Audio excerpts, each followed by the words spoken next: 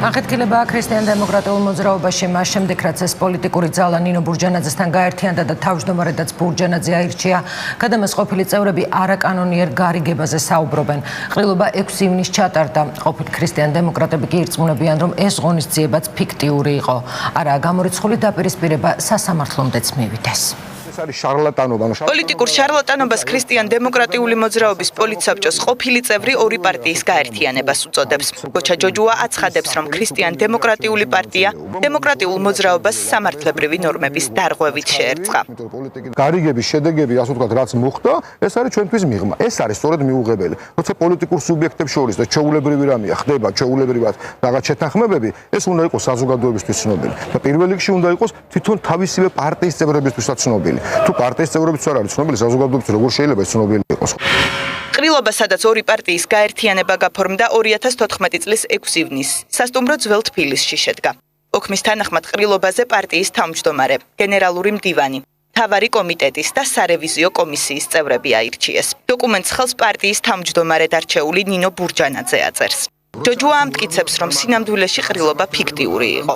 სამართლებრივად, იურიდიულად ფარსით არის, თორე სინამდვილეში ყრილობა სჭირდება, ხო ამას? იმიტომ რომ პარტიის უმაღლესი ორგანო ეს არის ყრილობა. ეს ყრილობა სინამდვილეში არ ჩატარებულა. 6 ივნისს გამართულ ყრილობას ქრისტიან-დემოკრატიული პარტიის წყალტუბოს ორგანიზაციის თავმჯდომარეც ესწრებოდა. პავლე კიკალიშვილი იხსენებს, რომ დაურეკეს და პარტიის ოფისში მისვლას თხოვეს, სადაც 10-მდე თანაგუნდელი დახვდა. მათი რიცხვი არც სასტუმრო ძველ თბილისში გაზრდილა. ყრილობაზე ნინო ბურჯანაძის თანაგუნდელები ჭარბობდნენ. მაშინ კიკალიშვილმა პარტიის თავმჯდომარედ ნინო ბურჯანაძის არჩევას მხარი დაუჭირა. ამბობს, რომ სხვა გზა არ ჰქონდა. იქ აზრი არ ქონდა, მიცემა არ მიცემას, ისეთი სიტუაცია ჩატარდა და ისე რაღაც ოპერატიულად გაკეთდა ყველაფერი ეს, იქ ვინ მიცა ხმა, როგორ მიცა, რანაირად მიცა და რას მიცა ხმა, ეს საფიქსირებულა. ქრისტიან-დემოკრატიული მოძრაობის ყოფილი წევრების ბრალდებებს პოლიტიკურ ვირეშმაკობას უწოდებს გიორგი ახვლედიანი. კოალიციის ერთ-ერთი ლიდერი ამბობს, რომ ყრილობას მხოლოდ ის ადამიანები არ ესწრებოდნენ, ვინც პარტიიდან რეორგანიზაციის შემდეგ გაათავისუფლეს.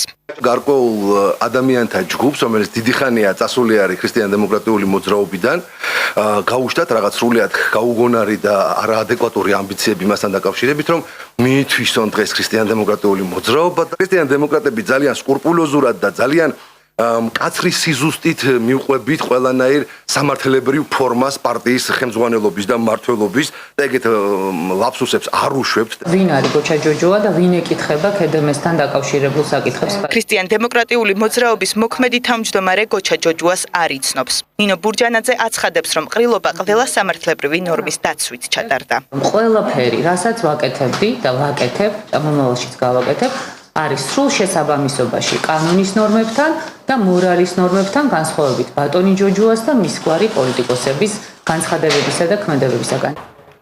ყოფილი პარტიის ყოფილი წევრები ლევან ვეფხვაძესა და ნინო ბურჯანაძეს შორის ფარულ გარიგებაზე საუბრობენ და პარტიის მოქმედ თავმჯდომარეს მოუწოდებენ ამორალური გარიგება გააუქმოს. წინააღმდეგ შემთხვევაში სასამართლოში ჩივილს აპირებენ.